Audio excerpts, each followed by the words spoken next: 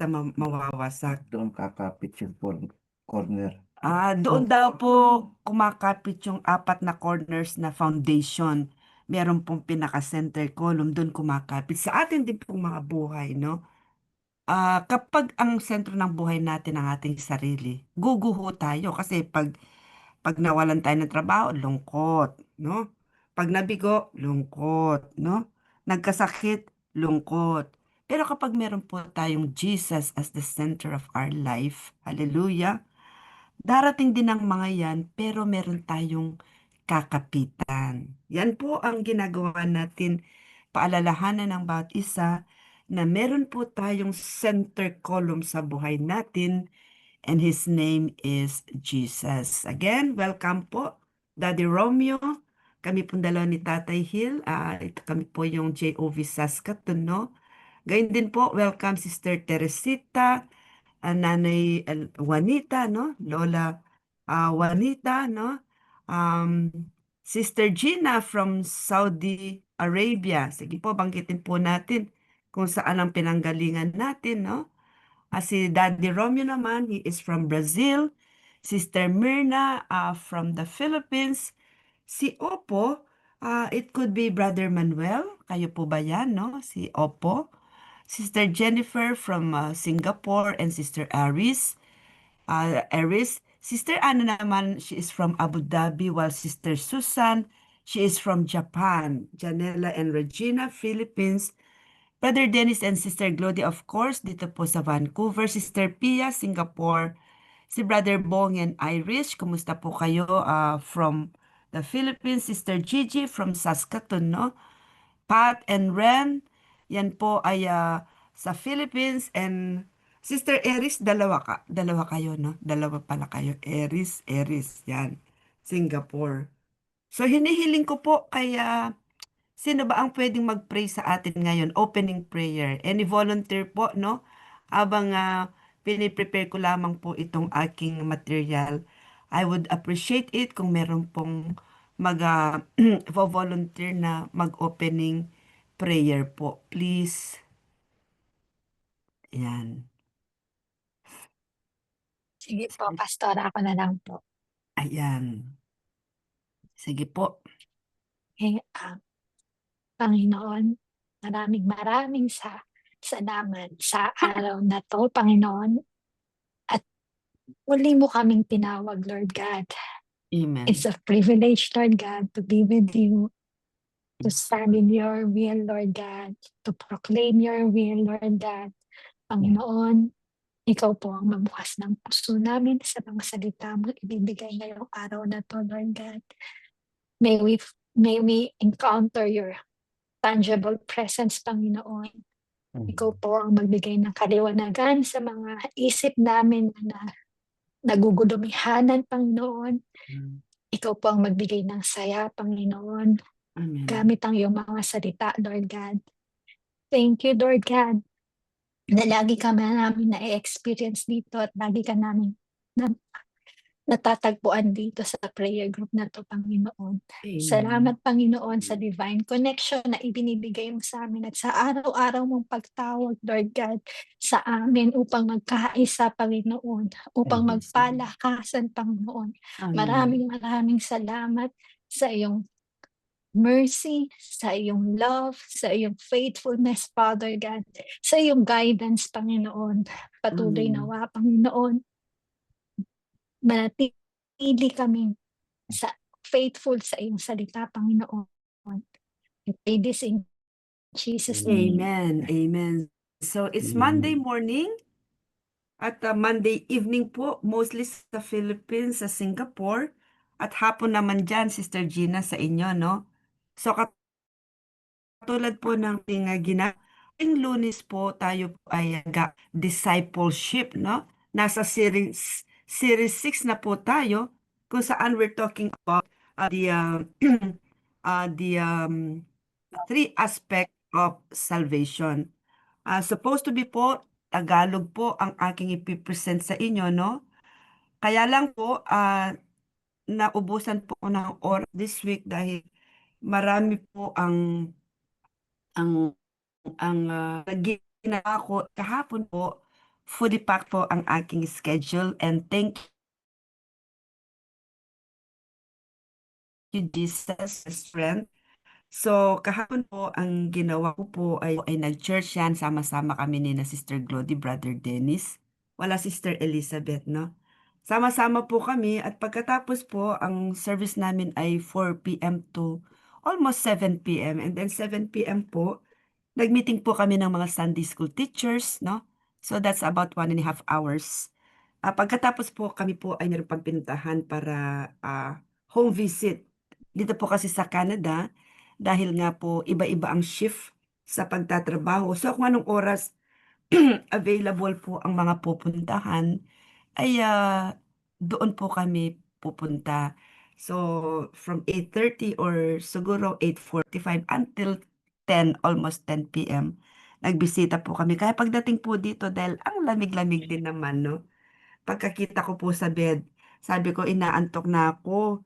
Matulog muna ako and then magtuturo ako bukas. So, hindi ko po siya na kumpleto into English. Gayon pa man po, no?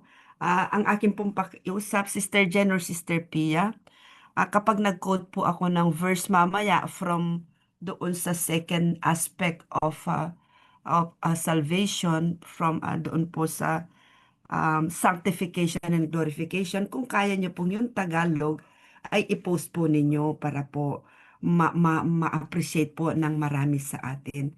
So, napag-aralan na po natin. Lesson 6, no? Three aspects of salvation. Ano ba itong tatlong uri or kategorya, no? Categories, no? Para po kung sa hagdanan, may tatlong hagdanan ang salvation po, no? Ito po ang ating pag-aaralan dahil pag nalaman po natin ito, oh, ito pala yung aspects of salvation, kaya pala ganito, ganito, ganito. Maaari pong ma-address ang marami sa mga tanong natin. So last time, yung una pong aspects ng salvation ay ang justification. Ito po ay ating napag-aralan dahil kapag hindi po natin nauunawaan ang hagdan o aspects of salvation, marami po sa atin na madi-discourage kapag ramdam natin wala ang Panginoon. Kung minsan darating yan, no? Madi-discourage pag nagkamali tayo, though we have Jesus already, no? Kaya po, ganyan po natin pinag-aaralan ng malalim, hinuhukay ang salita ng Diyos para tayo po mismo natatanim tayo sa word ng Panginoon, mas nauunawaan natin, no?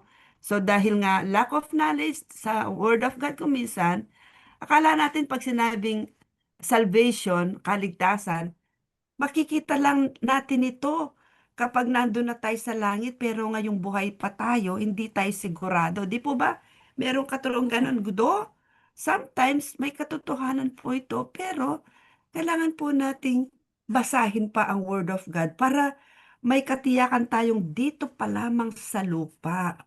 Pag tinanggap natin si Lord Jesus ng totoo sa buhay natin, tayo po ay may kaligtasan na. Yan po ang first aspect ng salvation is justification. Ibig sabihin ng justification, pinawalang sala. Dahil alam natin, napag-aralan na yan, tayong lahat ay nagkasala, walang matuwid, no? At tayo bilang makasalanan, hindi natin pwedeng iligtas ang ating mga sarili, no? Hindi natin pwedeng mapawalang sala ang ating mga sarili at kailangan ang magbabayad sa mga kasalanan natin, no? Ay somebody na hindi man nagkasala. Kasi yun ang hinihingi ng Diyos, no? Dahil matuwid ang Diyos, no? Kundi mapaparusahan tayong walang hanggan at sa pagmamahal ng Diyos, binigay niya ang kanyang bugtong na anak, no? Kaya naman maging si Pablo, yung kanyang mga kapwa, mga Hudyo, no? Talagang ang titindi nila sa pagsunod sa kautusan ng Diyos. Pero sabi ni Pablo, sabi niya, hindi, sabi niya ganyan, hindi yan ang paraan, sabi niya ganun. Totoo, kaya po parang ganito sa Pilipinas, ito po ang katumbas ng ginagawa ng iba. Kapag mahal na araw, pinaparusahan ng sarili at sinasabing yun ang paraan para ang marami nilang kasalanan ay mapatawad. Marami po sa mga tito ko, ganyan sila, no? Dahil yun ang kanilang paraan. Pero hindi po yun. Kahit gaano pa tayo kasinsero, Ang talagang basihan ng ating pagiging matuwid ay sa pamamagitan ng pagtanggap sa plano at biyaya ng Diyos nang ibigay niya ang kanyang bugtong na anak na si Jesus. At kapag yun po ang ginawa natin, no? The moment we receive Jesus, no? Yung pananampalataya, naniwala tayo, no? At hindi sa mabuti nating gawa, no? Nagiging matuwid tayo sa Diyos para tayong walang pagkakasala.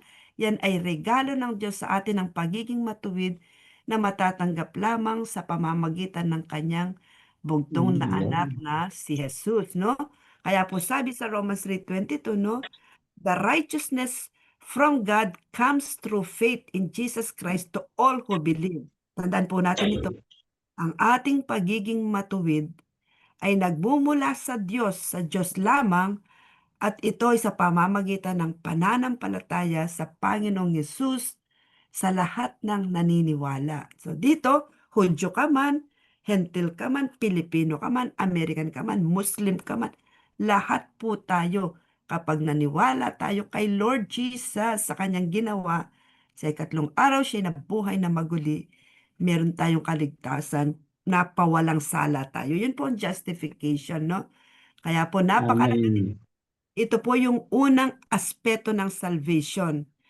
Kapag tinanggap natin si Lord Jesus, right there and there, instantaneous, makita niyo po yung word na instantaneous, immediately, once na tinanggap po natin si Lord Jesus, gaano man po kadilim ang nakaraan natin, gaano man tayo kasama, nakakulong man tayo sa preso dahil sa iba't ibang kasalanang nagawa, may nag-rape, name it. The moment ang mga tao sa kulungan, no? Narinig nilang mabuting balita at right there and there, nagsisi po sila, kinilala nilang Panginoong Yesus at pinapasok sa kanilang puso yung sincerely, yung totoo, no? Yung talagang, Panginoon, kinukumpisal ko po ang aking mga kasalanan, patawarin mo ko. Kinikilala ko si Jesus bilang Panginoon na tagapagligtas. Pinapapasok ko po siya sa aking puso. Isulat niyo po ang aking pangalan sa aklat ng buhay. Alam niyo po, ang pinakamasamang tao, kapag yan ay nanalangin, tinanggap, naniwala kay Jesus, yun pong tinatawag na right there and there, instantaneous, immediate. Ang taong yun ay pinatawad, mapapatawad, maliligtas, tatanggap ng buhay na walang hanggan, at sa harapan ng Diyos, siya ay napawalang sala at muli siyang makikipag-isa sa Panginoon, restored ang relationship. Yun pong sinasabing, we are saved 100% by faith, pananampalataya. Yan po ang justification. Once na tinanggap natin si Jesus, walang duda, no? Tayo po'y napawalang sala sa harapan ng Panginoon, no? Kaya nga po ang Diyos reconciling the world to Himself in Christ, ibig sabihin, mismong ang Diyos nang makita tayong wala ng pag-asa at nakahiwalay tayo sa Kanya, nawalay tayo sa Kanya, gumawa siya ng paraan sa pamamagitan ng kanyang bugtong na anak na si Jesus upang tayo po'y manumbalik sa Kanya.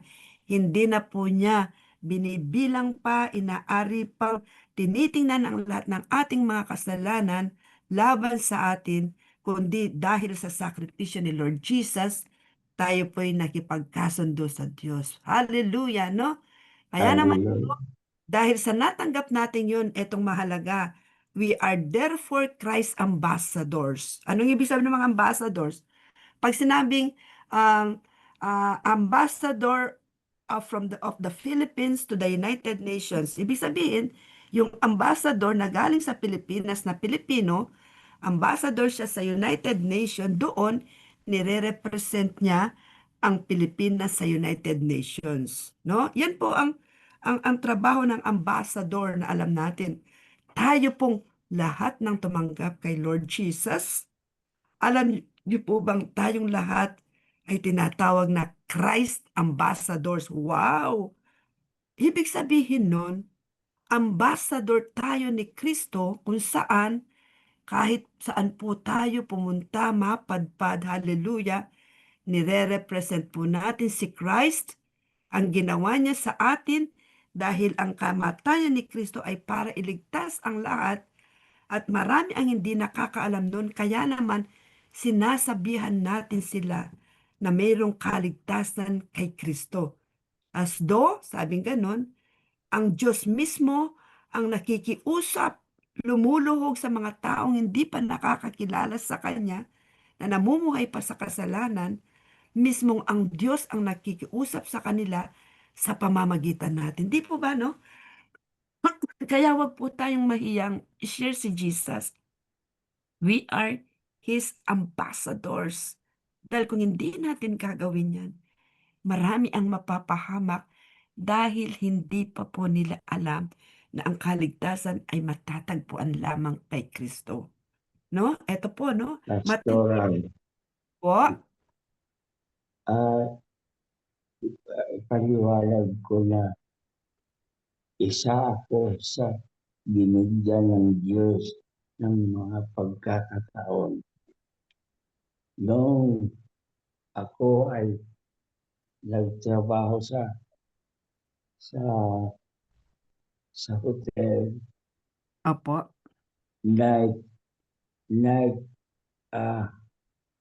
panggabi ako. Nung nag-umpisa ako sa trabaho, naramdaman ko na nang manhid ang kaliwang kanan ko Amen. na, Opo. na kaya pumunta ako sa information desk namin at pinapaalam ko na bakit nang mamanhid ang kaliwang katawan ko. Hindi ako makalakad ng diretsyo. Nagpanik nagpanik ang hotel information sa nangyari. Kaya tumawag kagad siya ng taxi. Dumating ng taxi, sumakay ako. Pero nag-isa lang ako. Mga 15 minutos na biyahe, dumating kami sa ospital. Diniretso ako sa emergency room. Nagtanong ang doktor, sinong kasama mo?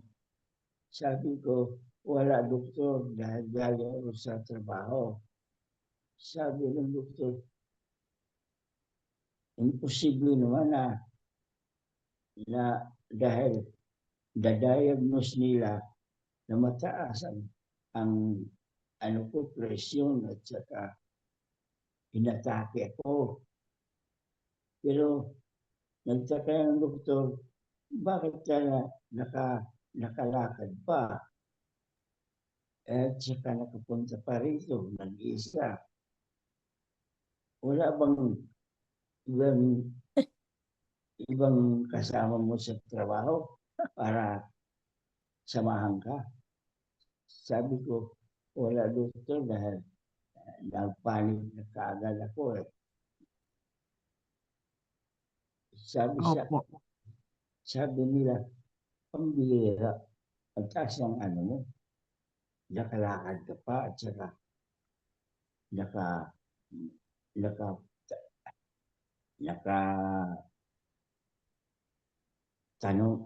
nakasagot ka pa sa tanong namin, mga impormasyon namin, at nag-iisa ka. Kaya doon ko naisip si Pastora na ginagabayan ako ng Diyos sa panahon na yun. Amen. Dahil nag-iisa ako at saka lahat na mangha doon sa hospital dahil sabi ng dito, ikaw lang yatang pasyente na inatake na nag-iisang nagpunta dito sa hospital. sa kalagayan mo, wala nang pag-asa na makapag-isa ka. Kaya Amen. sinabi ko na lang sa doktor, Amen. doktor, Po. Amen. Amen. Okay lang po na, opo, i-acknowledge ko po yung inyong testimony, Daddy Romeo. Okay lang po ba? Bebe. Amen po. Salamat po, Daddy Romeo, no? Napakaganda po ng inyong senior na ang Panginoon ay naranasan po ni Daddy Romeo sa panahong akala niya wala siyang makakapitan, no? Yan po ang magandang halimbawa. Similar po siya, no? Meeting Sa ating time. pinag-uusapan, sa ating Vegetable. maraming salamat po, Mixed Daddy Romeo, vegetable. no? No? Talaga No, pong, very good ah. no? Worse? Um, no? Salamat po, no? Na napakaganda po, no? Sa mas malalim na kahulugan doon po, no? Sakit pa lang, no? Naranasan na ni Daddy Romeo na may umaalalay sa kanya and he acknowledged God. Sa mas malalim po na kahulugan na pinag-uusapan natin ngayon, higit pa sa physical sickness ang atin pong nararanasan nang tayo po ay magkasala. Lahat ay magkasala. When everybody became sinful just because one man, no, fell into sin, lahat tayo walang pag-asa. But Jesus, no? He gave His life for all of us, no? At dahil po doon, binayaran ang mga kasalanan natin, napawalang sala tayo, at hindi lang yun, may kaligtasan na tayo, we were made to be Christ ambassadors. Highest calling po ito, no? Kaya wag po nating maliitin ang ating kaligtasan. Ambassador po tayong lahat ni Kristo. Every time we talk to people about what Christ has done for all of us, we are giving that person na kausap natin, it could be your friend, your spouse, your children, your family, kapitbahay, you are giving them the opportunity to hear about God's grace, mercy, God's great mercy, salvation, and love. At pwede po silang maligtas the moment na sila rin po ay tumanggap kay Lord Jesus, no? So, yun po ang unang aspeto, no? Justification. Doon po tayo nagtapos at ang panghuli po, nag-end tayo dito sa 2 Corinthians 5:17. Therefore, sabi niya, if anyone is in Christ, the new creation has come. So, pag tinanggap natin si Lord Jesus, no, bago na tayong nilalang from having a sinful nature, meron tayong divine nature. Binago tayo ng Panginoon. Kaya naman po, ngayong ligtas na tayo, ito po, itutuloy ko siya. Pastora, tinanggap ko si Jesus. Ang tanong ngayon, may kaligtasan ako. Ito po ngayon, ang second aspect. Ibig sabihin, ligtas na tayo, instant, no, immediate, no, garantisado kapag sincerely we accepted the Lord Jesus Christ. Ano yung second stage or aspect, no? Para po may paliwanag natin. Ito po, itutuloy na natin. The second aspect of our salvation is sanctification. Una, justification, napawalang sala basta tinanggap natin si Jesus. Ano itong sanctification? Ito naman pong sanctification, pagkatapos ng kaligtasan natin, after being justified, meron po tayong tinatawag na process of change. 'Di ba dapat magbabago tayo from being ito na mapagmura, walang takot na magmura, walang takot na gawin ang mga masasamang bagay as if walang Diyos. Ngayong bigla mong tinanggap si Jesus, yan ba ay bigla na lang mawawala? Yung tinanggap mo si Lord Jesus ng Tuesday, Wednesday ba, banal na tayo na ibang-iba na tayo. Of course, there is a process. Hindi po yan biglaan. Proseso po yan. Araw-araw binabago po tayo ng Diyos habang araw-araw po tayong sumusunod sa Panginoon at nasusunod lang natin ng Diyos sa pamamagitan ng pagbabasa ng Bible, because by reading or listening to the Word of God, nalalaman po natin ang kalooban ng Diyos. At syempre, pag nalalaman mo ang kalooban ng Diyos, yun na naman ang susundin mo, no? So, araw-araw nababago tayo. This is what we call sanctification, a process of change that starts from within. Ang pagbabago po natin mula nang tanggapin si Kristo, nagsisimula sa loob, nagsisimula sa puso. Ang sanctification po, hindi siya katulad ng justification na agad, immediate, tayo po ay nagbago sa lahat ng ating pag-iisip, sa ating mga kilos. Ito po ay gradual o dahan-dahan. Totoo, we are indeed safe from sin. Ligtas na tayo mula sa kasalanan. Ang the devil, ligtas na tayo dyan. Wala nang power sa atin ng Satanas at hindi na rin tayo mapupunta sa impyerno. But, kailangan po nating matransformed yung the way we think sa mga mali nating mga gawa, kaparaanan, thoughts, and motives. Halimbawa po, no? Nung hindi pa natin kilala si Kristo, mapamahiin tayo. Sino po rito yung mapamahiin? Sinasabi kapag daw naglalakad ka sa daan, may nakita kang pusang itim, kahit importante pang lakad mo, bumalik ka sa bahay dahil ikaw ay maaaksidente kapag daw gano'n, nakikita ka ng pusang itim. Yun po ay mga maling paniniwala. Pero nang tanggapin natin si Kristo, no, sa pamamagitan ng pakikinig ng salita ng Panginoon, marami sa mga ah, um, superstitious beliefs, no, hindi naman pala totoo. Yan ay mga wrong thoughts or motives. Marami rin ang nagsasabi nung wala pa sila kay Kristo, no, marami silang mga paniniwala. Lahat tayo, pati mga motive natin noong hindi natin kilala si Kristo, we help, tumutulong tayo para lang parangalan tayo, para itaas ang pangalan natin, mabanggit ang pangalan natin. Di ba may mga ganong motives? Subalit, nang makikilala po tayo kay Kristo, little by little, pati yung pagtulong natin, no? The way we do things, no?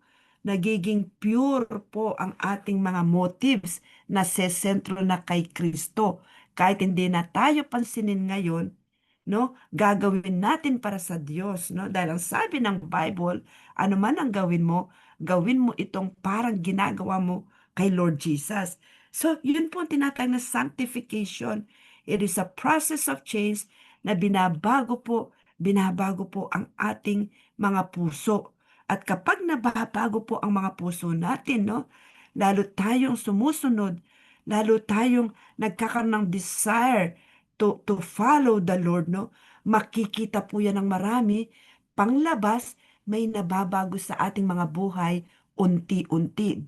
Dati ang tagal, ang hirap nating magpatawad, pero unti-unti, no?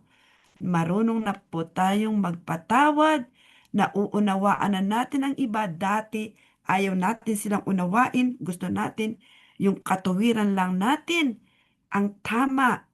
Ayaw nating kilalanin ang iba. But when we got to know the Lord Jesus, at tayo po'y na-justified at na-realize tayo rin pala ay pinatawad lamang, unti-unti sa mga buhay natin, natututo rin po tayong magpatawad. Bakit? Dumadaan po tayo sa sanctification in which our heart is being changed. There's a process of change na nagmumula sa ating mga buhay. Hallelujah! Bakit? Dahil pinipili na nating sundin ang Panginoon. Dahil po, kailangan nating malaman ito dahil madalas, yung mga tumanggap kay Lord Jesus, no?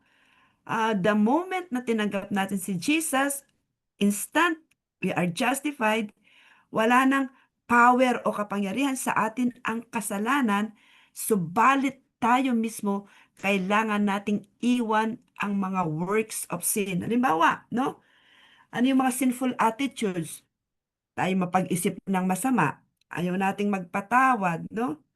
Or yung mga bagay na nakikiapid pa rin tayo, no? O kaya nakikisama sa mga kapwa natin mga, halimbawa po, no, excuse the term, but as far as the Bible is concerned, hindi ko po ito hinihingi ng patawad, kundi itong sinasabi ng Biblia, yung pakikipag-ugnayan sa kapwa sex, no? Binabawal po talaga yan ng Bible. The Bible is very explicit. Yan po yung mga sinful attitudes. Paano na bago natin tinanggap si Lord Jesus? Wala, may karelasyon tayo. Kung lalaki ka, lalaki din ng karelasyon. Alam mo yung mga sinful attitudes. When we accepted the Lord Jesus Christ, lahat pong yan ay pinatawad ni Kristo, no? Talagang save tayo, walang duda. But, eto po sa sanctification, yung mga gawa natin yan na kasalanan, kailangan po nating iwan, i-forsake, talikuran, pati po yung evil thought patterns na halimbawa, mapag-isip tayo na gusto natin laging nagsisuicide, no? May mga ganyan pong tao, no? Malungkutin, no? Parang wala nang pag-asa sa buhay. Nang tanggapin po natin si Kristo, sa process of sanctification, unti-unti po, iniiwan po natin yan kapag naririnig natin ang salita ng Diyos, kailangan po nating sundin ang kalooban ng Diyos. Ito po, no, isang magandang example. We have been delivered from Egypt, no? Quote and unquote, but we need to forsake the ungodly practices of Egypt. Ang ibig lamang sabihin po nito, ang mga Israelita 430 years na nirahan sila sa Egypt. Nang magpunta sila doon because of famine, no? 12 sila magkakapatid. Kilala nila ang Diyos, ang tatay nila si Israel, si Jacob. Pero dahil nagkaroon ng famine at ang kanilang kapatid na si Joseph ay naging governor doon, so nung magtagutom, nagpunta sila sa Egypt. And from there, sabi po ng Biblia, nagkaanak ang 12 ito, no? Nagsipag-asawa, no? Dumami sila hanggang naging almost 2 million or 2 million. Doon sila sa Egypt for 430 years. At sa loob ng 430 years, the descendants, no, the generations, or the family of Jacob na dumami ng dumami, niyakap po nila ang kultura ng Egypt, and Egypt, marami siyang Diyos-Diyosan na sinasamba, pati ang mga Israelita, natuto sila, nayakap nila yon, no? Pero nang sila'y nahihirapan sa Egypt, nagpadala ng Savior or Deliverer ang Diyos in the person of Moses. Yan, no? Itong magandang example. So in short, from 430 years of slavery, pinalaya sila ng Panginoon, dumaan sila sa Red Sea, nagpunta sila sa disyerto, no? Papunta sa Promised Land. Ang problema, nang nasa disyerto no po sila at nakakaranas na ng mainit, no? Gusto nilang bumalik sa Egypt. Sabi nila, Moses, dinala mo ba kami dito sa disyerto, sa ilang, upang mamatay? Mabuti pa sa Egypt. Ibig sabihin, hindi baling kami ay slave doon, masarap naman ang mga pagkain, etc., etc. Alam niyo po, ang ibig sabihin, niligtas sila ng Diyos mula sa Egypt na nagpapahirap sa kanila. Pero nang nandoon na sila nasa labas ng Egypt, ang isip pa rin nila at ang mga gusto nilang gawin ay yung sa Egypt. Tayo pong mga bagong ligtas kay Kristo, tayo po ay pinatawad na ng Diyos. Pero kung minsan kapag nahihirapan po tayo, naaalala natin yung dati nating ginagawa, mabuti pa nang hindi ko pa tinanggap si Kristo. Malaya akong gawin ito, walang bumabawal. Ganun po, yan po ang kailangan po tayong patuloy na iligtas ng Diyos sa mga wrong practices natin, maling kaisipan, wrong way of life. Totoo, wala na po tayo doon sa sumpa ng kasalanan, di na tayo mapupunta sa impyerno. Pero kailangan po nating alisin sa buhay natin ang mga bagay na hindi makadiyos. No? Yan po yung mga maling bagay na doon ay niligtas na tayo ng Panginoon, kailangan po nating i-forsake yan. And that is only possible through sanctification, araw-araw sa mga buhay natin, no? Ito po yung second aspect, no? Ito po yung Second aspect of the full attainment of our salvation, sabi po sa Philippians 2:12, continue to work out your salvation with fear and trembling, no? There is a need to grow and mature in our faith, no? Ibig sabihin po no, niligtas tayo ni Lord Jesus sa pamamagitan ng pananampalataya. Ingatan po natin ito, makipag-cooperate tayo sa Diyos, no? Kailangan po with fear and trembling, ang ibig lang po sabihin nun, maging seryoso tayo. Kung may mga relasyon tayo na dapat i-give up, no? Dahil naligtas na tayo, kailangan po pagsikapan natin makawala na dyan. Dahil pinatawad na tayo dyan, hindi na tayo para dyan. Totoo, meron pong sakripisyo. Meron pong sakit doon. Imagine, you will give up ang bisyo. You will give up mga wrong lifestyle. Pag nanakaw, i-give up yan. Kung politician po tayo, kaya mga politicians, pag-pray po natin sila. Kasi naririnig nila na mahal sila ng Panginoon, kailangan nilang kaligtasan. Pero kung hindi nila mag-give up ang pagmamahal sa pera, and they will continue to do corrupt things, corruption, yun po yung kailangan talaga makita sa mga buhay natin pag tinanggap natin si Kristo, may pagbabago. Hallelujah! So kung ang mga politicians, we want them to change their lifestyle, which is only possible when they have accepted the Lord Jesus Christ, no? Kasi babaguhin ka ni Lord Jesus kung seryoso ka, no? Pero ifo-forsake yung mga maling kaparaanan, ang pagko-corrupt, yan po, no? So kung sila nire-require na ganun, tayo rin po yung mga mali nating gawa, kailangan po nating iwan yan. Kaya po pagkatanggap natin kay Lord Jesus, wag po tayong tumigil dyan. Magpatuloy tayo sa ating pananampalataya upang yung process of a change sa buhay natin makita natin. Kailangan nating manalangin, magbasa ng Bible, makiisang katulad nito para mabago po yung way of thinking natin, no? Binabago po pati pong ating pag-iisip. At pangatlo, no? Ito po, no? Glorification. Ano naman itong aspect of glorification, aspect of salvation? Ito pong third and last. Ang glorification naman po, no? Yung glorification of our corruptible bodies.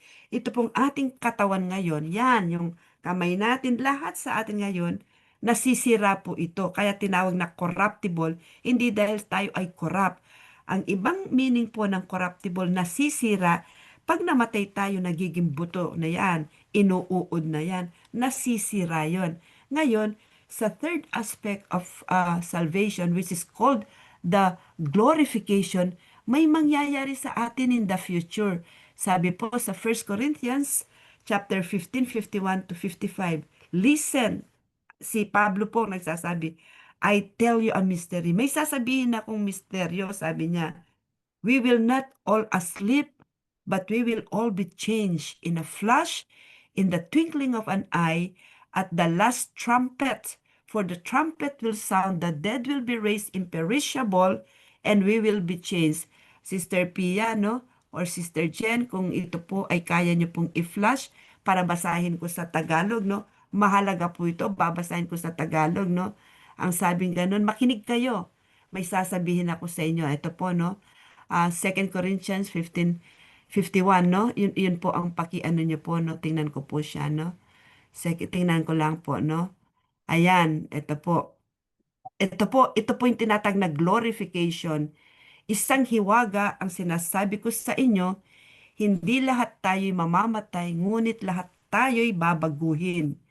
Sa isang sandali, sa isang kisap mata, kasabay sa pagtunog ng trumpeta, ang mga patay ay muling bubuhayin at di na muling mamamatay, babaguhin tayong lahat, no? Ang ating mga katawang nabubulok, yan, no? Corruptible bodies, no? Ay mapapalitan ng hindi nabubulok, no? At ang katawang namamatay ay mapapalitan ng katawang hindi mamamatay. Sabi niya, no? Kapag ang nabubulok ay napalitan ng di nabubulok, ang may kamatayan ay napalitan na ng walang kamatayan, matutupad na ang sinasabi sa kasulatan na saan. Ayan, nalupig ang kamatayan Lubos na ang tagumpay, nasaan o kamatayan ng iyong tagumpay, nasaan o kamatayan ng iyong kamandag. This is the process of glorification that will take place in the future. Ano ito? Bakit sinabi ni Pablo, hindi lahat tayo ay mamamatay? Ang ibig sabihin po ni Pablo dito, no? I will tell you ang mahiwaga, mystery. Kapag mystery, hindi yan sikreto, pero hindi lang natin siya nauunawaan. Kaya pinapaliwanag ni Pablo, darating ang panahon, ito po, may ilan sa atin marahil kung ngayon babalik bigla si Lord Jesus, hindi na tayo mamamatay kasi dumating na si Jesus. Pero yung mga unang namatay na nailibing mga mahal natin sa buhay na tumanggap kay Lord Jesus, pinapaliwanag ni Pablo, in a flash, sa isang kisap mata, no? Kukurap lang tayong gano'n, no? At may maririnig na trumpeta, no? Yung daw namatay na may Kristo, no? Ibabangon sila at bibigyan ng bagong katawan, glorified body. At tayo naman na dinatnan ni Kristo na buhay kung sakaling ngayon dumating si Lord Jesus, hindi na tayo mamamatay physically, pero tayo rin mababago ang mga katawan natin mula sa nasisira o nabubulok, no? Yung mga nasa sementeryo, bulok ng mga katawan. Pero babaguhin sila ng Panginoon, no? Tayo rin naman, dadat ng buhay, halimbawa ngayon dumating si Lord Jesus, dadat ng tayong buhay, mapapalitan na po itong katawan na ito na hindi nasisira. Wala na yung sakit, no? Hindi na yan mamamatay, glorified body. This is the third aspect of salvation. We call it glorification. Na in the future po ay mangyayari. Hindi pa siya nangyari. So, i-remind ko kayo yung justification, buhay ang tao, narinig ang mabuting balita, tinanggap si Kristo, right there and there, justified siya, pinawalang sala. Pagkatapos nun, yung sanctification, present yan sa ating lahat na tumanggap kay Kristo. Lahat po tayo ay patuloy na binabago ng Panginoon ngayon sa ating mga maling pagkaisipan, maling pag-uugali, maling motibo, maling pamamaraan ng buhay, binabago tayo kasalukuyan. Yan po ang sanctification. Ligtas na tayo, pero araw-araw, hanggang dumating si Kristo or hanggang tayo po ay tawagin ng Panginoon at matutulog muna or mamamatay muna physically, no? Binabago po tayo patuloy ng Panginoon. At yun namang glorification, no? Glorification, future po yan. Hindi pa po yan nangyayari, pero yan ang mangyayari sa atin, no? Kaya po, no? Yung mga namatay nating mga mahal sa buhay na kumisan iniiyakan natin. Kahapon kinumusta ko yung ate ko, yung kapatid po ni Pastor Hill. Ate, or 2 days ago, kumusta ka? Eto, Nor, kasalukuyan pa nagre-recover. Lagi ko pa rin naaalala si Jamela, yung pong pamangkin namin namatay. Oo, ate, sabi ko, masakit yan, naunawaan namin. Pero nawa, paalala sa iyo ng Panginoon, umiiyak tayo ngayon, pero darating ang panahon, no, muli silang ibabangon ng Panginoon katulad ng kanyang pangako, yung mga namatay kay Kristo. Kay Kristo. Ibig sabihin, namatay silang kinilala si Kristo. Kaya nga po, ang kaligtasan, mga minamahal ko, ngayon ang araw ng kaligtasan, habulin nyo na ang inyong mga mahal sa buhay, ipakilala si Kristo. Dahil kapag namatay ang isang tao, kahit ilang beses pa po nating ipanalangin yan, tawagin nyo ng pinakamatinding tagapanalangin, hindi na po maliligtas ang taong namatay kung namatay siyang wala kay Kristo. The only opportunity we have is while we are yet alive, whether to accept Jesus or not. The moment na tayo po'y dinatnan ng kamatayan na hindi natin tinanggap si Kristo, yun na yun. Wala na pong second chance na ipapanalangin tayo at aakyat tayo sa langit. Wala pong ganon, no? Kaya po, sinasabi ng Biblia, kapag narinig mo ngayon ang araw, ngayon ang kaligtasan ng mensahe, huwag mong patigasin ang iyong puso sapagkat ngayon ang araw ng kaligtasan. Hallelujah! No? Kaya kung gusto po nating makasamang muli ang ating mga mahal sa buhay, kung sila ay nauna sa atin, no? Nawa po habang buhay pa sila, wag po kayong matakot, please share Jesus to them. Kung hindi po nila tatanggapin, wala na kayong pananagutan.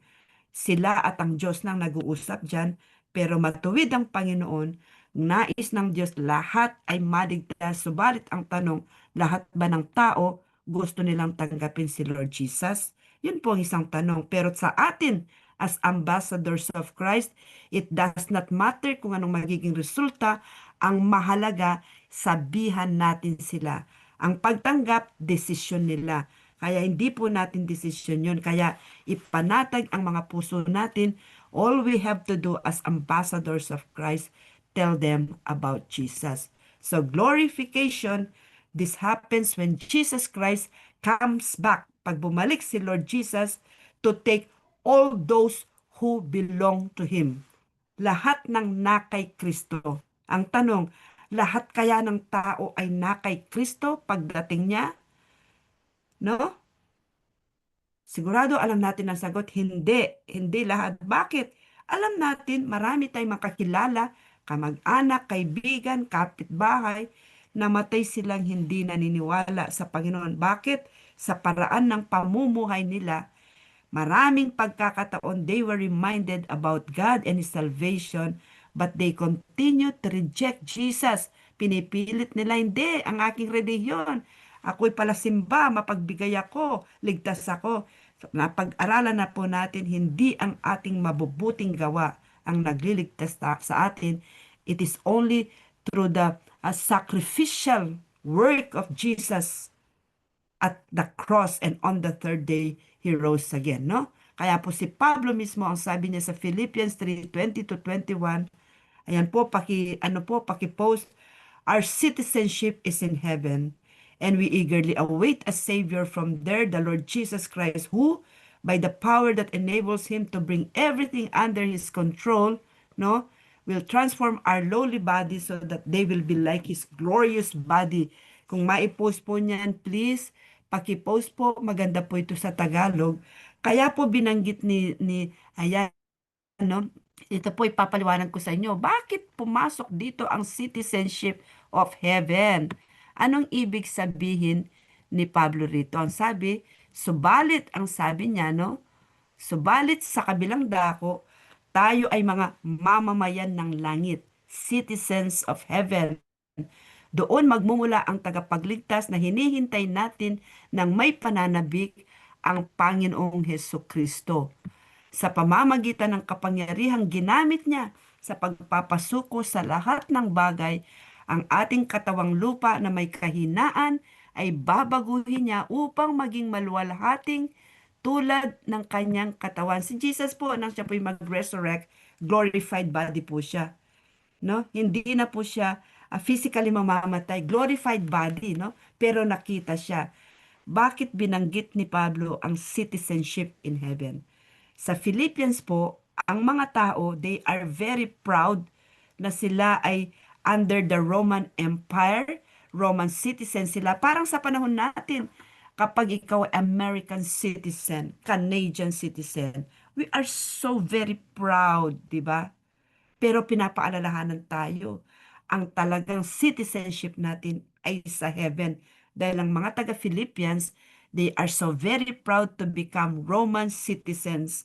At ang tingin nila sa sarili nila, yung mga hindi Roman citizens, medyo mahinang klase. Pero nakilala nila ngayon si Lord Jesus. So pinaalalahanan sila ni Kristo, hey, huwag kayong masyadong maging mayabang. Huwag niyong ipagmalaki yan. Tandaan nyo, kayo'y mamamayan na ng langit. Citizens na kayo ng heaven. Parang sa atin ngayon. Ang atin po ngayon tinitingnan, Canadian citizen ka man, Filipino citizen ka man, European citizen, American. Thank you, Lord. Pero ang tunay nating citizenship ay doon sa langit kung saan talagang excited po tayong makita. Hinihintay natin ang ating Savior, and His name is Lord Jesus Christ. At dahil sa kapangyarihan na siya po ay may kapangyarihan siyang taglay, lahat ay under His control. He is an authority. He is sovereign over all. Kahit sa mga nangyayari ngayon, kontrolado ng Panginoon, alam niyang nangyayari. No? lahat tayo in the future, kung paanong nag-ibang kanyang katawan mula sa libingan, siya'y bumangon muli, nag-resurrect, may glorified body, tayo rin. In the future, ang mga namatay kay Kristo, those who belong to Him, magkakaroon ng bagong katawan. No? No? Yan po ang sinasabi. Kaya nga po, no? On this basis, no? Ito po, no? In His second coming, no? In the second coming of Christ, ang dadalhin lang niya, ang kukunin lang niya ay yung mga sa kanya, ang mga tumanggap sa kanya, patay man sila or nabubuhay. Yan po ang sinasabi sa 1 Thessalonians 4:16. Ang sabi po, for the Lord Himself, Lord si Jesus Christ, will come down from heaven with a loud command, with the voice of the archangel, and with the trumpet call of God, and the dead in Christ will rise first. This is glorification in the future. Anytime mangyayari po ito. Kaya po ayusin po natin ang mga buhay natin. Ang pagbabalik po ni Kristo, walang nakakaalam. Para siyang magnanakaw na biglang darating yan, pwedeng natutulog tayo, no? Biglang dumating si Lord Jesus. Ang tanong, mga kapatid, kayo ba ay handa? Kaya everyday nagpapalinis tayo sa Panginoon. Lord, ano man pong nagawa ko kasalanan ngayon, patawarin niyo ko. That is sanctification, no? Nagpapalinis tayo, no? Hindi na natin tanggapin si Lord Jesus, ligtas na tayo, but we must be sanctified. Sa araw na yon, kasabay ng malakas na utos, ng tinig ng arkanghel at ng tunog ng trompeta ng Diyos, bababa ang Panginoon mula sa langit. Ang mga namatay na samasampalataya kay Kristo ay bubuhayin muna. Sila muna. Pero ano po, gaano katagal yon? Kisap mata, lahat yan ay mangyayari in the twinkling of an eye. Gaganon ka lang, oh. Try nyo pong pumikit na ganon. Yung, iganon nyo lang mata nyo, kisap mata. Ganon nyo lang. Ganon po, kabilis na mangyayaring lahat ng ito. Meron bang mahirap sa Panginoon? Wala, ah. Wala, no? Ayan, no? Sila na justified by Christ, yung mga pinatawad, tumanggap kay Jesus, kailangan pong manatili tayong pure. Tayo pong nabubuhay ngayon, naghihintay kay Jesus. Panatilihan po nating malinis ang mga buhay natin. Iwan na natin ang mga kasalanan kumakapit sa atin, tayo po ay sumunod na kay Jesus. Yan po sinasabi sa Titus chapter 2:11-13. For without righteousness, kung wala pong pagiging matuwid, mga buhay natin, mga baluktot, ipaayos na natin sa Panginoon, no one can see God. Sa Hebrews 12:14 yan, if I'm not mistaken, Hebrews 12:14, no? 1 John 3:23, no? Lahat ng mga anak ng Diyos ay tayo po'y pinapaalalahanan na atin pong wait upon the Christ's second coming, no? For the grace of God has appeared, sa po mga Tagalog dyan, no? That offers salvation to all people. It teaches us to say no to ungodliness. Dahil po sa grasyang tinanggap natin kay Lord Jesus, nang tanggapin natin siya, grasya yan. Nawa, i-appreciate po natin. Para, pag inaalala natin yung napakadakilang kaligtasang tinanggap natin, kapag kumakatok sa puso natin, dumarating po ang tukso sa buhay natin, pwede natin sabing, no, ayoko na yan. Ay, hindi na ako yan. Kahit po yung laman nyo, no? Yung flesh nyo, sasabihin, masarap ito, gawin mo yan, total ligtas ka na. You can say, no, ayoko na, hindi na ako dyan. At tayo pa'y mamumuhay ng may self-control, may katuwiran, makadiyos na pamumuhay in this present age right now. While we wait for that blessed hope, habang hinihintay po natin yung pong dakilang hope natin, pag-asa, ano yon? Yung lilitaw, makikita natin ang ating Panginoong Hesus, ang ating tagapagligtas. Mangyayari po yan, sinabi po yan ng Biblia. Basahin ko po sa Tagalog, no? Kahit humahaba po ng konti. Mahalaga po ito, mga kapatid ko. Kaya kung may mga problema po tayong nararanasan, no? Please lang po, no? Magtiis po tayo, lahat tayo, kahit ako.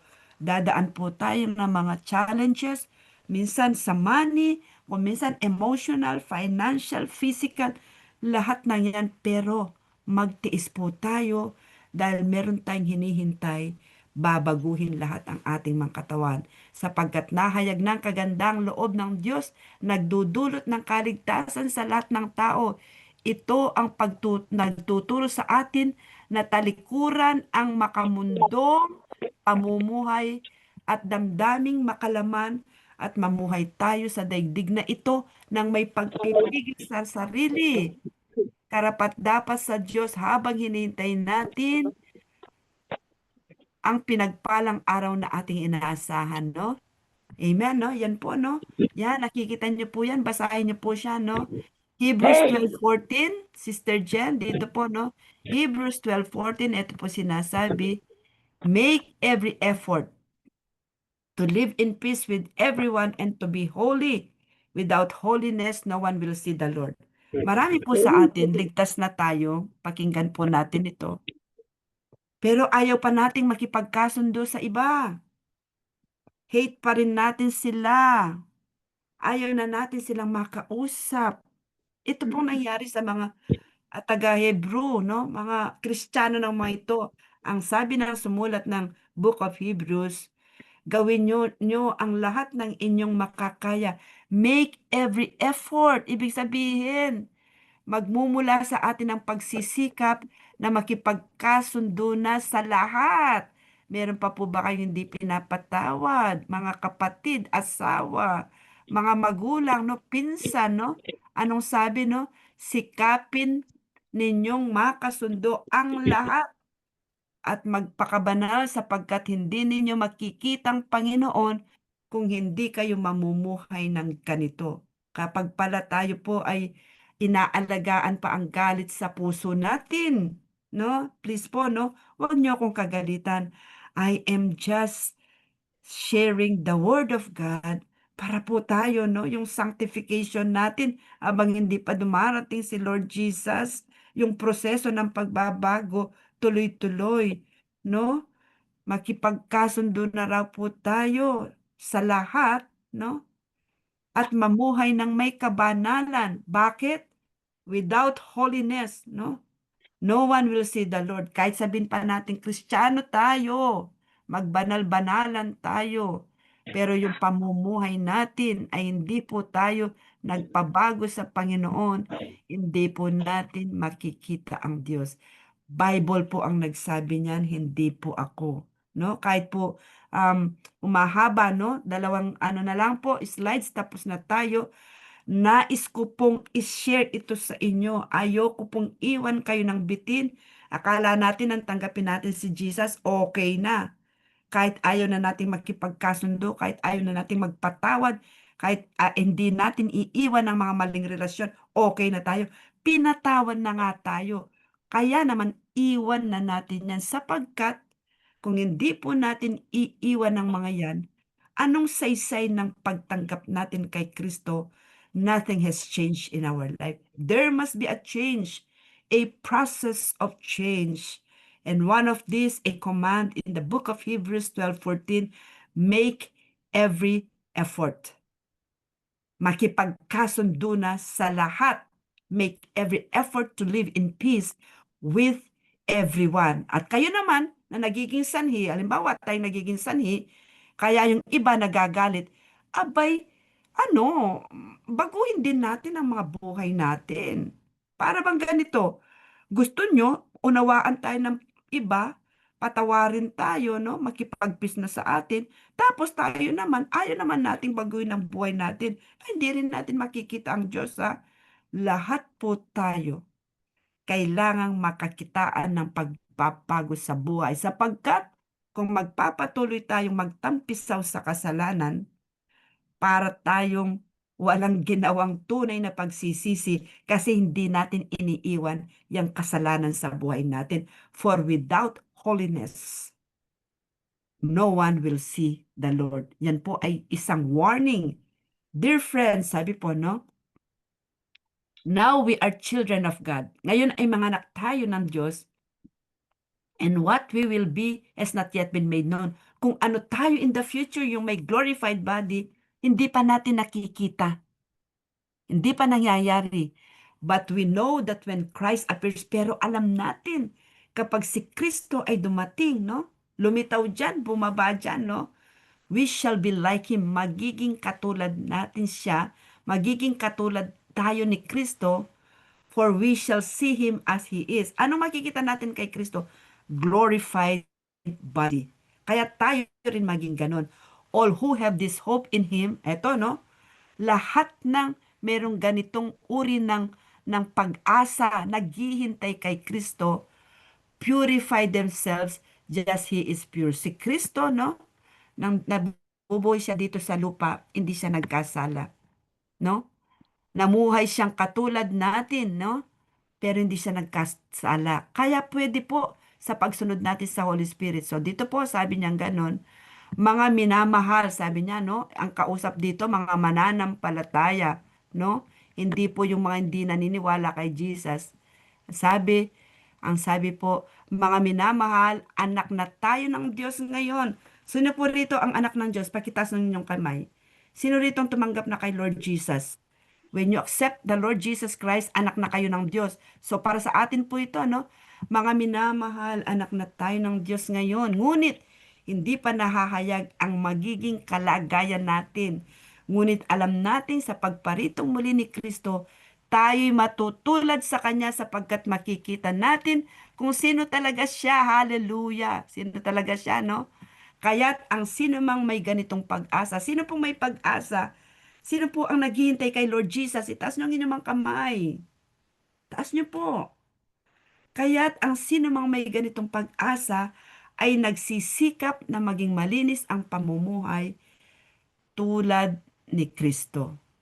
So tayo po, no, let us forsake sin. Hallelujah. Ito po ang pangwakas na appeal ko sa inyo, no? At iiwan na po natin ang lesson 6. Pupunta na tayo sa lesson 7 next week. Yes, we are now God's children, but we cannot fully imagine everything that will take place when He comes. Ang dami pong mangyayari pagdating ni Jesus. Biglaan yan. Anytime yan. Bigla na lang pong darating si Lord Jesus, walang nakakaalam. Subalit na nga kung Panginoong Yesus, magiging katulad tayo niyan. No? Makikita natin siya kung sino talaga siya. Wow, ikaw pala ang Panginoon na aking sinampalatayanan. Talagang luluhod tayo, maiiyak tayo sa tuwa. Kaya naman lahat ng may ganitong uri ng pag-asa, at kayo po yun at ako, no? Tayo po ay magtiis sa kalagayan natin ngayon. Huwag po nating i-give up si Lord Jesus dahil lang hindi sinagot ang ating dalangin. Huwag po. Huwag. Diyos ang nakakaalam kung bakit kung minsan hindi niya po pinagkakaloob yung gusto natin. Only God knows, but we know when we see Him face to face, ipapaunawa sa atin lahat. Kaya application dito po. Naranasan niyo na ba yung unang aspect of salvation, no? Ano yun? Justification. Did you really accept the Lord Jesus Christ, no? Pero tinanggap nyo nga, number 2. Yan, first aspect. Kung talagang ligtas tayo. Pero wala namang pagbabago sa ating mga maling pamumuhay. Supposed to be time na sanctified. Maaasahan ba nating darating ang panahon, makikita natin si Jesus? Siyempre, hindi. Kaya itong tatlong aspects of salvation, kailangan po makita sa buhay natin. Una, tinanggap natin si Lord Jesus. That is the first aspect, justification. At nang tanggapin natin, and when we have been justified, sa uri ng pamumuhay natin ngayon, tayo po ba ay patuloy na binabago ng Panginoon upang maging kamukha natin siya para sa susunod yung pangatlo, glorification, pag dumating si Jesus, kasama po tayong kukunin ni Lord Jesus. So itong last question, naghahanda po ba kayo, inihahanda po ba ninyo inyong mga sarili para sa muling pagbabalik ni Lord Jesus? If yes, sa anong kaparaanan? No? Salamat po sa inyong pakikinig. Humaba po ang akin pong explanation. Kailangan ko pong gawin ito para tayo po, no, wag po tayong basta mag-give up sa ating pananampalataya dahil hindi lang tayo nakakain ng atin pong ng atin pong masarap na ulam, no? Gusto mong kumain sa restaurant, Lord, bigyan mo ako ng ganito para makakain ako dyan. Eh, hindi sinagot ng Panginoon dahil doon, nagtampo tayo sa Panginoon, hindi na tayo naniwala sa Kanya. Huwag po. Huwag po, no? We must work out our own salvation with trembling, pagsikapan po natin ito. Hallelujah! Hallelujah! Sapagkat meron po tayong blessed hope. Welcome po. Busog na busog kami sa salita ng Panginoon. Thank you, Jesus, no? Kaya po, Amen. tayong lahat, no? Konti Amen man ang po. pera, mayaman man tayo, huwag tayong maging mayabang. At kung meron pa po tayong mga struggles na nahirapan tayong i-forsake, iwanan makasalanan, Lord, tulungan mo ko. We have the Holy Spirit. In the future, akin pong i-discuss ano ang role ng Holy Spirit sa ating mga buhay. At dyan po tayo nagtatapos at bago po tayo manalangin, no? Sino po rito ang may katanungan or meron pong gustong idagdag? Kahit ilang minuto lang po. Would you like to say something, no? Sister Jen, Sister Gigi, nakataas pong inyong kamay. Would you like to say something? Welcome po, Sister Gina. Welcome po. To God be all the glory. Hello po. Po? Pastoral po, tanong ko lang po kasi po yung meron po ako nakasalamuhan na Pinay din po.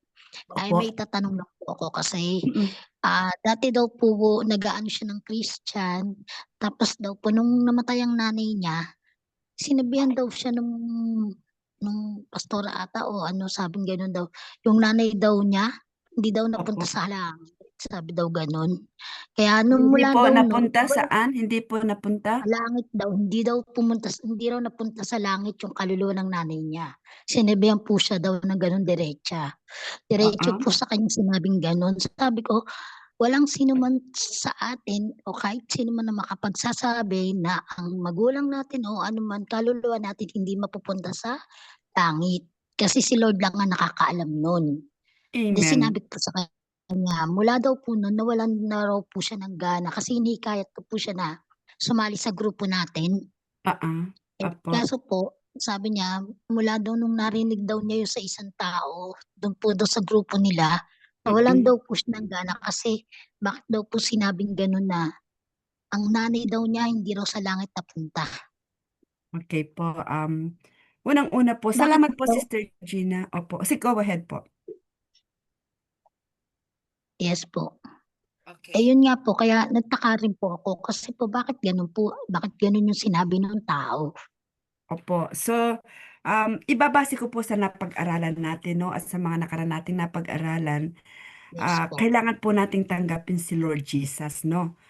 Pwede pong, Yun nga po. I'm just assuming kasi hindi ko po kilala yung mga nasabi nyo, no? Yes Um, po. tayo po mismo, no? Halimbawa, meron po tayong kamag-anak nasa banig ng karamdaman. At Yes kayo po. po mismo alam niyong hindi pa niya tinanggap si Lord Jesus. Ngayon, binulungan mo siya. Tatay o kaya tito or tita, ah, Yes po. mahal po kayo ng Panginoon. Kung hindi niyo po pa po tinatanggap si Lord Jesus, papasukin niyo po sa inyong puso dahil sinasabi ng salita ng Panginoon, kapag tinanggap Yun niyo po nga ang po. Panginoon, ano, at ang tita niyo po yun, kahit ano yung naghihingalo, alam niyo po sa isip niya, sa puso niya, no? Halimbawa, no? Tinanggap niya, hindi niya ni-reject, no? Alam po natin Opo. right there and there, justified siya. Kasi kahit yung ang katabi ni Jesus sa krus, kinilala si Lord Jesus, makakasama siya ng Panginoon. Yun ang justification Yun na nga po. walang Yun nga sala. po. Pero may mga tao po, talagang hindi po tatanggapin si Lord Jesus. May mga iba na talagang hanggang mamatay sila, hindi nila tatanggapin, yayakapin ang relihiyon, ang mabuting gawa. Yun po, kapag nakita niyo po talaga na personal, nasa at the point of death, talagang tinanggahin si Lord Jesus, naniniwala ako, makikita nyo roon, hindi talaga ligtas. Kasi kayo na mismo nakita, no? No? Pwede po sa Po. pag-uusap doon po sa Bible study noon, pati yung kaibigan nyo, baka napunta po sa ganyan. Kaya nasabi po nung pastor na ang nanay mo, naging personal nga lang. Masakit kahit sino sa atin pag sinabihan tayo. Yes Ang po. mga lolo Pag nyo, narinig niyo po na ganun, opo, masakit po. masakit po yun. Pero pwedeng may katotohanan, pwede ring Hindi totoo yun kasi hindi natin alam at the point of death, no? Diyos lang ang nakakaalam. Baka any one of us na Yun nga kapag po, po yun nga po ang sinabi kaharap ko na po. sa Panginoon, no? Ay baka nagsisi, nagbalik loob. We will never know. Pero ito Yun ang nga. check. Ito po yung check. Habang buhay tayo ngayon, aware na tayo. Tayo mismo, no? Yung iba kasi hindi na natin pwedeng sakupin. Sila yun, personal po kasi ang Yes kaligtasan. po. Tayo pong nakarinig ngayon. Yes, Kung halimbawang sabihin kung hindi niyo po tatanggapin ang Panginoong Yesus, ay kung kayo po'y datnan ng kamatayan, maaaring hindi niyo po makikita ang Panginoon. Huwag niyo po akong paggalitan nun. Hindi ko sinasabing hindi kayo ligtas. Ang sinasabi ko lang, nagpapaalala ko, kahit sino sa atin, kapag tinanggihan si Lord Jesus, hindi natin talaga tinanggap sa puso natin. May mga tao pong ganyan. Kami po na nag-aalaga ng mga matatanda, may namamatay. Kine-curse pa, sinusumpa pa ang Diyos. Palagay nyo, sa palagay nyo, huling hininga, kine-curse, isinusumpa ang Diyos. Palagay nyo, ligtas yung taong yon. Kahit po hindi po tayo nanghuhula, ang taong ligtas, hindi isusumpa ang Diyos. Di po ba? Gayon pa man, Diyos nang nakakalam. Kaya ang Panginoon, ipinakita po sa atin ang kaligtasan para tayo mismo makita po natin ang katiyakan ng kaligtasan natin. Amen? Sa mga namatay na po, wala na po tayong hawak doon. Diyos na po ang hahatol. And kahit na gaano pa po natin pag-usapan. Pero encourage nyo po yung inyong kaibigan who knows kapag napaliwanagan po, Sister Gina, magbabago po ang kanyang pananaw. No? Kung minsan po, miscommunication, misunderstanding, lack of understanding. Diyan po nagsisimula yung iba pinanghihinaan ng loob, no? Kaya po siguro, baka mapaliwanagan, sayang naman. Amen? At ngayon po, no? Sorry po, almost 1.5 hours na tayo. Tayo po ngayon lahat ay umukot manalangin. Hayaan niyo pong ako na po ang mag-pray para sa mga pamilya at kung may mga alam po kayo may sakit at karamdaman, please, samahan nyo na po akong ipag-pray sila. If you want to open your microphone, go ahead. Pray with me aloud. Kung ayaw nyo naman po, pray silently. But one thing is sure, lahat po tayo ay magpipray. Panginoong Diyos, salamat po. Muli nyo po, Panginoong, pinaalala sa amin ang iyong banal na salita upang mayroon kaming tiyak, Panginoon. Alam namin tiyak ang aming kaligtasan sapagkat kinilala namin ang Panginoong Yesus bilang aming Panginoon at tagapagligtas po namin, Lord, everyday binabago mo kami in the process of sanctification through the help and power of the Holy Spirit. Tulungan mo nga po kami, Panginoong, yakapin ang pagbabagong ito sa panahong dinadatnan po kami ng kahinaan. Hindi po kami, Panginoon, susuko, kundi patuloy at patuloy po kaming lalapit sa iyo. Dinadalangin po namin ang pamilya ni Sister Nelisa para sa kapayapaan, pag-ibig at kaligtasan nila, safety, Panginoon. At praying for safe light, Panginoon, para sa kanyang kapatid, probably Sister Eris at ang kanyang mga anak. O Diyos, patuloy niyo po silang ingatan. Let your traveling mercy po, O Diyos, be upon them. Gayon din po, Panginoon, ang mga may sakit at karamdaman, katulad po ni Nanay